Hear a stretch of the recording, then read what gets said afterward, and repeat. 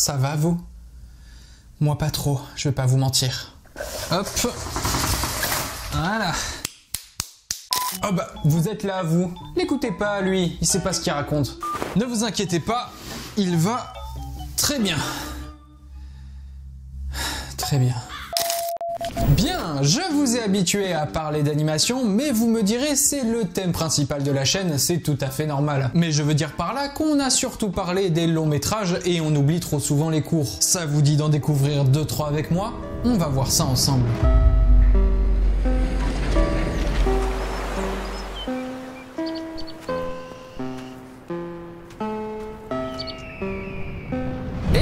Bonjour à tous, j'espère que vous allez bien. On se retrouve aujourd'hui avec une vidéo plus légère qui traîne dans mes notes depuis bien avant la création de ma chaîne YouTube. Un sujet qui me tient particulièrement à cœur, le monde infini des courts-métrages d'animation. Des courts-métrages rattachés à leur gros studio d'animation, certains plus indépendants ou encore d'autres provenant d'étudiants en école d'animation. En attendant, je souhaite la bienvenue à tous les nouveaux qui débarquent sur la chaîne. Si le sujet de l'animation vous passionne, n'hésitez pas à vous abonner, c'est un soutien immense à mon travail.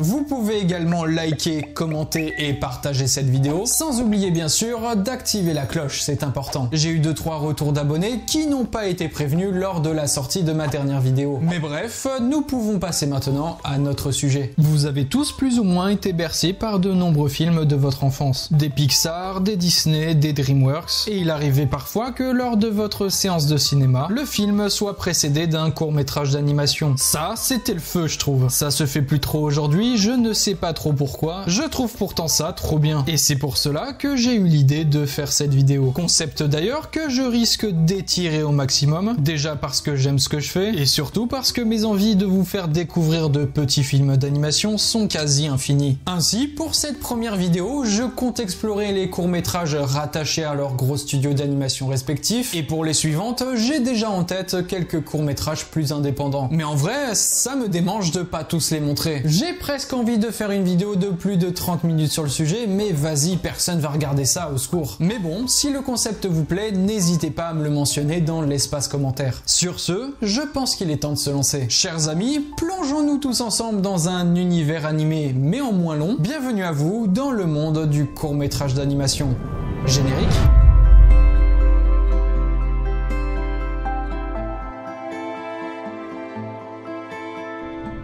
On va commencer avec un court-métrage que vous devez sûrement connaître si vous êtes familier au monde de l'animation. Car oui, on s'attaque au studio d'animation le plus gros, celui de Walt Disney, avec le court-métrage Paperman.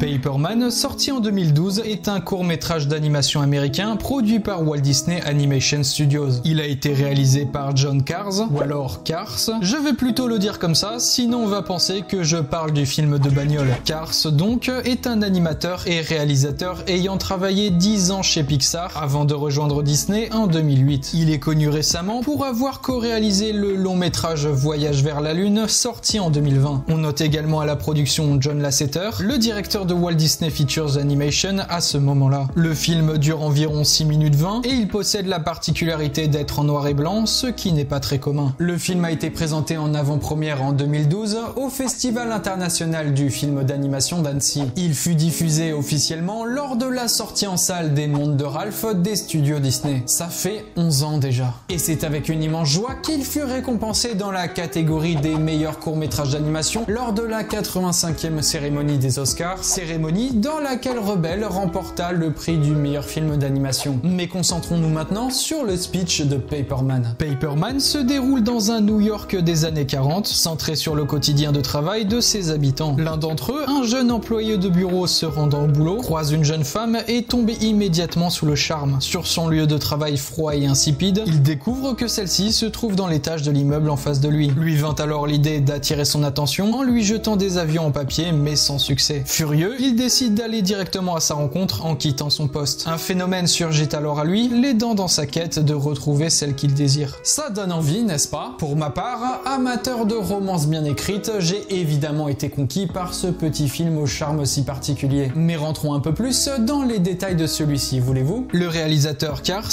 étant d'ailleurs celui qui prêta sa voix au personnage principal, a déclaré avoir eu l'idée d'écrire ce court-métrage lorsqu'il était plus jeune dans sa carrière d'animateur chez Pixar. Et je tiens à féliciter toutes ces personnes travaillant dans cette industrie de parfois se plonger dans un projet personnel qui potentiellement voit le jour et nous offre de superbes expériences comme avec Paperman. Vous aurez donc remarqué que ce film en noir et blanc possède une shape bien à lui. En effet, pour décrire le style d'animation employé, celui-ci fut créé avec le logiciel Meander développé dans les studios de Disney. On peut citer les mots de Kars sur la question. On a assemblé du mieux qu'on a pu l'expressivité du dessin en 2D, immergé dans la stabilité et la dimensionnalité de l'image de synthèse. Ça remonte à quand je travaillais avec Glenkin sur Réponse et que je le regardais dessiner sur toutes les images. Paperman a innové l'industrie de l'animation de par sa technique dite du Final Line Advection, mêlant base 3D et retouche à la main pour un résultat des plus naturels et bien plus contrôlé, rappelant les vieux Disney du XXe siècle avec cependant un traitement bien plus moderne et propre à l'image. Traitement rendu possible grâce à l'entière liberté des animateurs d'effacer comme ils le veulent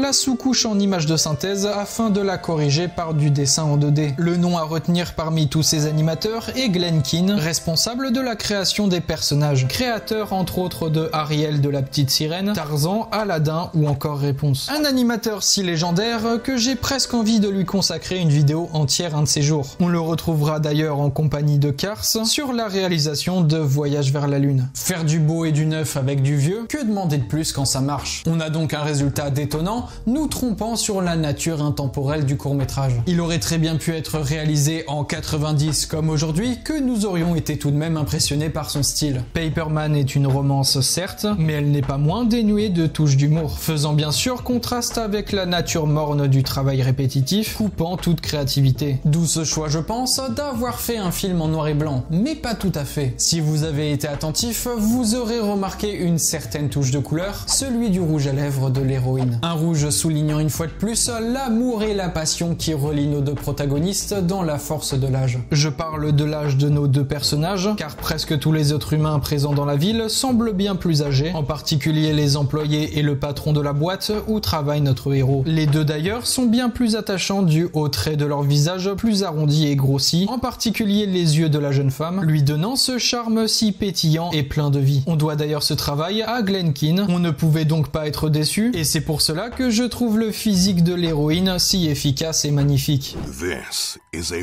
work of art. A l'inverse, on a une shape et des yeux presque fermés et fatigués pour le patron qui rappelle fortement une version à taille plus réaliste du patron de Monsieur Indestructible. J'ai parlé tout à l'heure de Kars ayant prêté sa voix au héros, mais il s'agit plus de bruitage qu'autre chose car le film est sans parole, uniquement guidé par le sound design de la ville, des bureaux et des transports, mais aussi bien sûr de la musique composée par Christophe Beck, un compositeur canadien de renom dont la dernière réalisation d'animation remonte à 2019 avec La Reine des Neiges 2 tout de même. Merci à lui pour cette sublime musique accompagnant les actions de nos protagonistes. Faut savoir que la musique, souvent couplée à la beauté d'une scène, est majoritairement responsable de mes trop nombreuses larmes de crocodile. Ouais, avec moi, c'est facile. En clair, Paperman est beau dans son message, si simple mais si impactant à la fois. Il est beau dans son style, dans ses personnages, dans sa mise en scène parfois drôle et parfois portant à sourire bêtement. Un petit film vraiment feel good qui fait du bien en cette période, nous incitant à voir ce petit détail de beauté dans cet océan incessant de mouvement.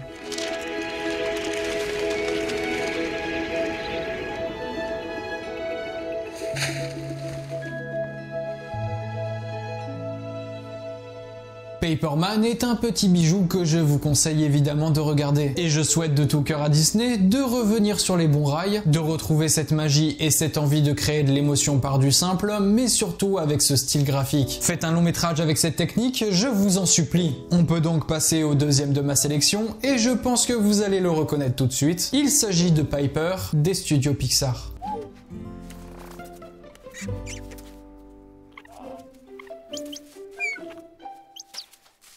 Piper, ou Piper, sorti en 2016, est un court-métrage d'animation américain réalisé par Alan Barilaro et produit par Pixar Animation Studios. Nicholas Alan Barilaro est un animateur, scénariste et réalisateur canadien travaillant chez Pixar. Il a supervisé l'animation de nombreux films tels que Indestructible 1 et 2, Wall-E ou encore Rebelle. Mais son travail le plus reconnu a été la réalisation de ce court-métrage qui lui a valu une certaine reconnaissance dans le milieu de l'animation. En effet, Piper remporta l'Oscar du meilleur court-métrage d'animation durant la 89e cérémonie des Oscars en 2017, année où mon petit chouchou chéri Zootopie remporta le prix. Je risque de parler moins longtemps de Piper par rapport à Paperman car l'histoire est encore plus simple. En effet, Piper nous partage à travers ces 6 minutes de film un moment de vie émouvant et joyeux, mais cette fois-ci interprété par des animaux. Piper nous raconte l'histoire d'un groupe de bécasses, une race d'oiseaux que l'on trouve souvent sur les bords de plage, à chasser les petits mollusques se trouvant dans le sable mouillé. On se concentre ici plus spécifiquement sur une femelle et son petit qui doit alors découvrir la vie hors du nid. Sa mère le pousse à être autonome en allant chercher lui-même sa nourriture, mais celui-ci est effrayé par le va-et-vient des vagues après avoir fait l'expérience de s'en prendre une de plein fouet. À force de courage, d'observation et de persévérance, le petit finit par transformer cette peur en jeu. Je pense qu'on peut difficilement faire plus simple. On a un décor posé, un groupe d'individus de la même espèce et un personnage principal avec un objectif précis à atteindre. On sait donc d'avance comment le film va se résoudre, mais quelle erreur de penser ça dès le début. Ce film, par son incroyable beauté, nous pousse à nous mettre dans la peau de ce petit oiseau affrontant ses peurs. On stresse quand une vague approche,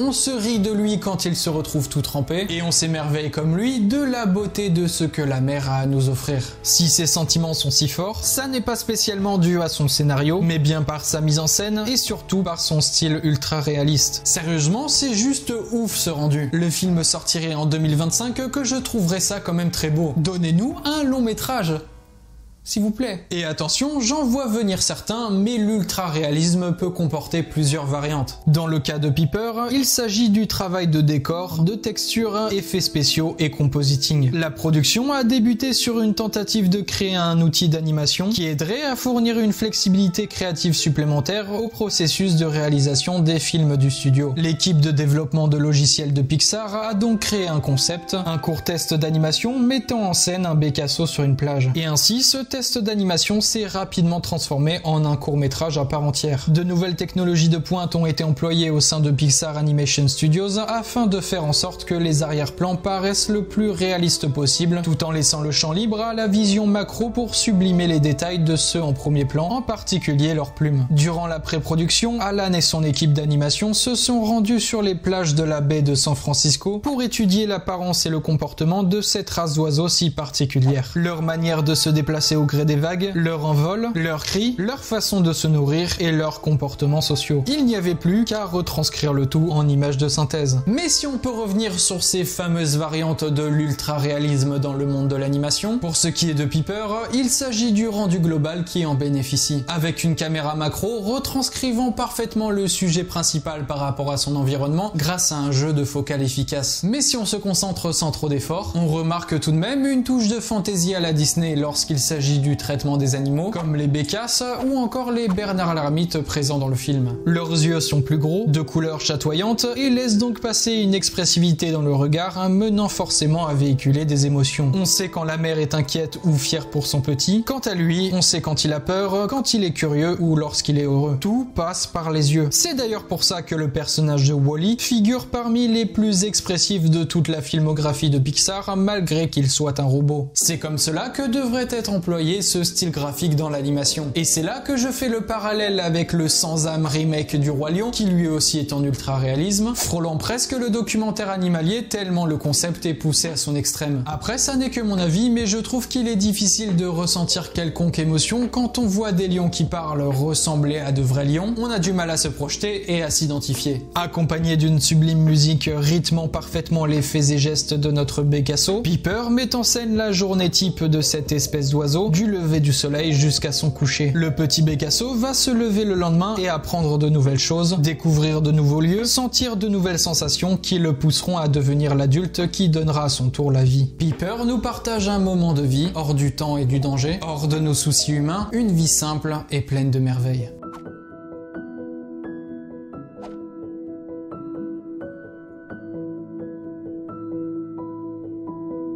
Nous pouvons donc passer au troisième et dernier court-métrage de cette vidéo. Et oui, déjà, je sais, mais ne vous inquiétez pas, j'en ferai d'autres, c'est certain. Celui-ci nous vient tout droit des productions DreamWorks, mais il y a de très fortes chances à ce que vous ne l'ayez jamais vu, car très difficile à dénicher malheureusement. Il s'agit du court-métrage Bilby.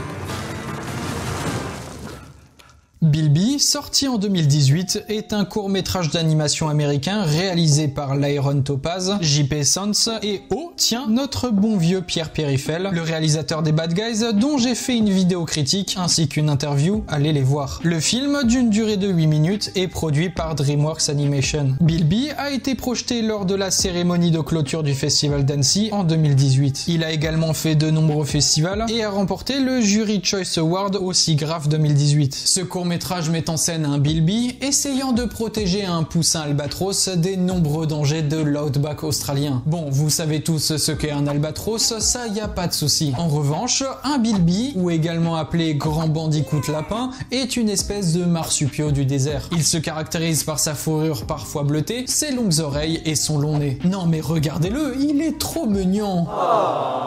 Pour ce qui est de l'outback australien, il s'agit de l'arrière-pays de l'Australie. Ouais, la fameuse zone où tout veut ta mort. Peuplée de créatures plus dangereuses les unes que les autres, veuves noires, scorpions, serpents, dingos et j'en passe. C'est donc dans cet environnement semi-aride que prend place l'histoire de notre petit Bilby. On nous raconte dans ce film l'histoire d'un Bilby solitaire luttant pour sa survie, cherchant de la nourriture tout en évitant les dangers alentours. Un jour, il tomba sur un poussin albatros abandonné. Pris de pitié et surtout parce que le pauvre bébé risque de se faire bouffer à chaque coin de terre, le Bilby décida de le prendre sous son aile. Maintes et maintes fois, il essaie de laisser le poussin dans un nouvel environnement pour se retrouver constamment à essayer de survivre à une grande variété de situations dangereuses. Ils arrivèrent à la fin de leur périple en flanc de montagne, mais le danger n'est cependant pas écarté pour autant. Ce court-métrage est assez différent des deux précédents, car pour le coup, il se rapproche fortement du style que je qualifierais de classique dans l'industrie du cinéma d'animation 3D, et notamment du style propre à DreamWorks. Le fait qu'il soit un court-métrage cependant n'empêche en rien sa qualité supérieure face à n'importe quelle production venant de gros studios et n'a pas à rougir face à ses confrères long métrages. D'ailleurs, l'histoire de ce petit film est assez singulière. Bilby est un produit du programme de court-métrage nouvellement créé par DreamWorks. Il est basé sur le long métrage Larrykins de Toonbox Entertainment. Pour vous expliquer le contexte, est annoncé en 2013 l'apparition d'un long métrage nommé Larrykins suivant les aventures d'un Bilby du désert nommé Perry, quittant sa petite vie afin de suivre un groupe de musique en Australie. Minchin et Chris Miller se chargent de s'occuper du scénario à compter de 2016 pour une sortie prévue pour 2018. Des acteurs très célèbres tels que Margot Robbie ou encore Hugh Jackman ont été annoncés pour faire les voix de ce film qui se dirigeait vers une comédie musicale. Cependant, le projet a été annulé par sa maison mère en 2017, laissant les membres du projet meurtris de chagrin, en particulier Minchin, ayant consacré 4 longues années de sa vie sur le projet, sur 3 continents différents du globe, loin de sa famille. Mais miracle, le projet connut en quelque sorte une résurrection grâce au programme de court-métrage récemment annoncé par le studio. Les 3 réalisateurs de Bilby travaillant alors jusque-là sur le film Larrykins,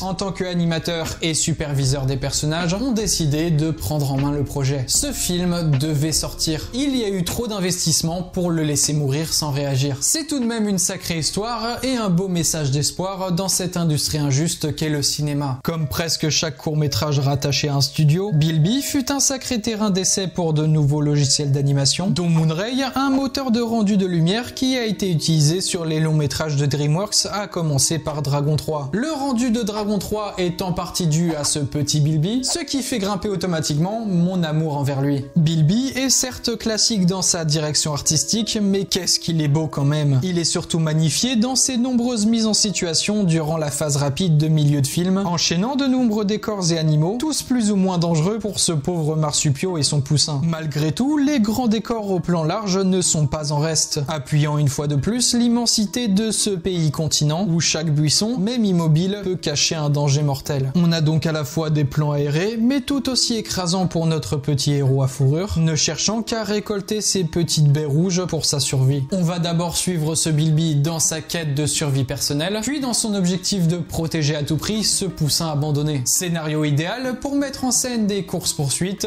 des gags de situations mortelles, de nombreux animaux à l'écran, le tout pour appuyer ce cruel système de chaînes alimentaires, particulièrement rude en Australie, où même nous, on arrive à facilement se faire bolos. Le court-métrage est encore une fois muet, mais pas dénué d'onomatopées prononcées par notre petit héros, des onomatopées humaines nous permettant de nous identifier, chose qui n'aurait pas été forcément possible si on lui avait collé des sound design de l'animal réel, comme ils l'ont fait pour l'albatros. Pour ce qui est du son, toujours la musique, bien que très qualitative et collant super bien à l'univers un peu maladroit du Bilby et la dangerosité de son environnement, elle reste quelque peu générique et sans réelle personnalité, je trouve. Pour ce qui est des shapes des personnages, je trouve que Bilby a une carrure parfaitement maîtrisée. On sent ses émotions fortes comme la peur, l'agacement ou encore une touche de folie. Le poussin albatros, quant à lui, ne laisse passer que ses émotions de nouveau-né, mais reste terriblement mignon avec son aspect pelucheux et fragile. Il pourrait clairement faire office de porte-clés. Les autres animaux, moins travaillés je pense, ne sont pas pour autant en reste, et je salue le travail de modélisation et de texturing, même pour certains animaux n'apparaissant que une seconde à l'écran. Comparé aux deux précédents courts-métrages, Bilby est plus axé sur la mise en situation du personnage, l'action et l'humour. Je suis vraiment du genre à vouloir voyager quand je vois un court-métrage. C'est pour cela que je préfère en général ceux comportant des éléments de nature, des animaux ou du fantastique. Et Bilby permet une bonne approche, notamment pour les plus jeunes, afin d'appréhender la faune et la flore australienne avec un regard bienveillant, je trouve.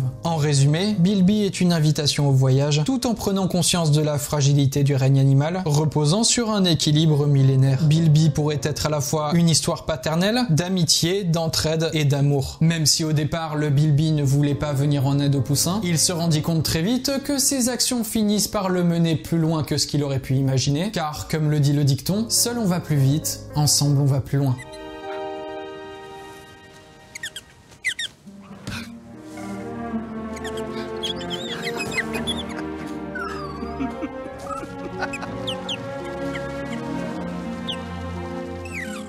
Voilà, c'est la fin de cet épisode se consacrant au court-métrage rattaché à leur gros studio d'animation. J'espère qu'il vous aura plu. J'ai pris beaucoup de plaisir à le faire en tout cas. C'est toujours bon de se pencher de temps en temps sur de plus petites productions, bien que celles-ci soient bien plus connues que les courts-métrages que je risque de vous présenter dans les prochains épisodes. N'hésitez pas d'ailleurs à donner le nom de ceux que vous connaissez dans l'espace commentaire. En attendant, si cette vidéo vous a plu, vous pouvez vous abonner, activer la cloche, mais également me faire un don sur ma page Tipeee, ça m'aide énormément. Et bien sûr merci à ceux qui l'ont fait. Abonnez-vous également à mon Twitter qui se trouve dans la barre de description. Mais bref, regardez des courts-métrages d'animation, hâte de sortir mon épisode 2, prenez le temps de vous évader, mais surtout, n'arrêtez jamais de rêver. À la prochaine.